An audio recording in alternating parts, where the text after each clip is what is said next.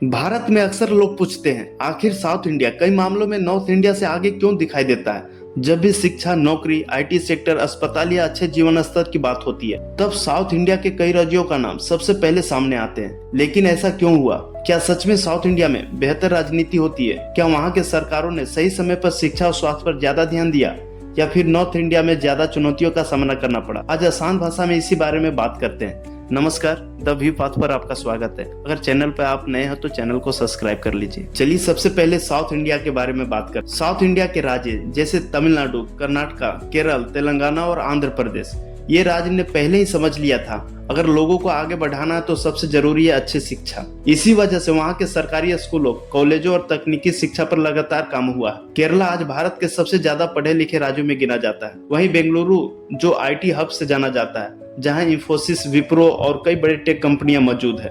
बात करें हैदराबाद और चेन्नई, यहाँ भी आईटी, फार्मा और ऑटोमोबाइल इंडस्ट्री के बड़े सेंटर बने हुए हैं। साउथ इंडिया में सिर्फ पढ़ाई ही नहीं बल्कि अस्पताल और स्वास्थ्य सेवाओं पर भी काफी ध्यान दिया गया है।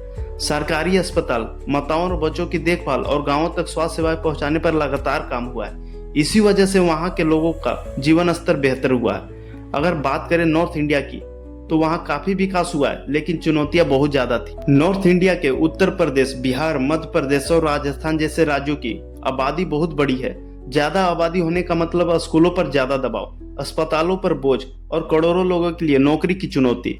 कई जगहों पर लंबे समय तक शिक्षा और स्वास्थ्य पर उतना ध्यान नहीं दिया गया जितना जरूरत था। इसी कारण विकास की रफ्तार थोड़ी धीमी रही। इसी कारण बिहार और उत्तर प्रदेश के लोग नौकरी के लिए मुंबई, गुजरात और साउथ इंडिया में जाते हैं। लेकिन इसका मतलब भी यह बिल्कुल नहीं है कि नॉर्थ इंडिया हमेशा पीछे रहेगा। आज उत्तर प्रदेश में एक्सप्रेसवे, मेट्रो, डिफेंस कॉरिडोर और बड़े बड़े उद्योग तेजी से बढ़ रहे हैं। बिहार और मध्य प्रदेश में भी सड़क, बिजली, शिक्षा में बहुत सुधार हुई है।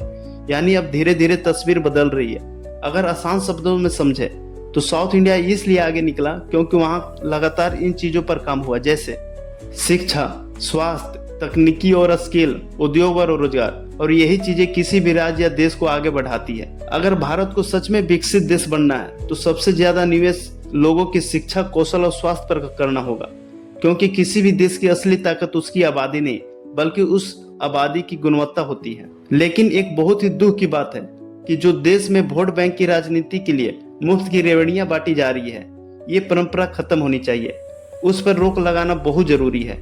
क्या सोचते हैं आप इस टॉपिक से रिलेटेड? अपना राय कमेंट में जरूर दें।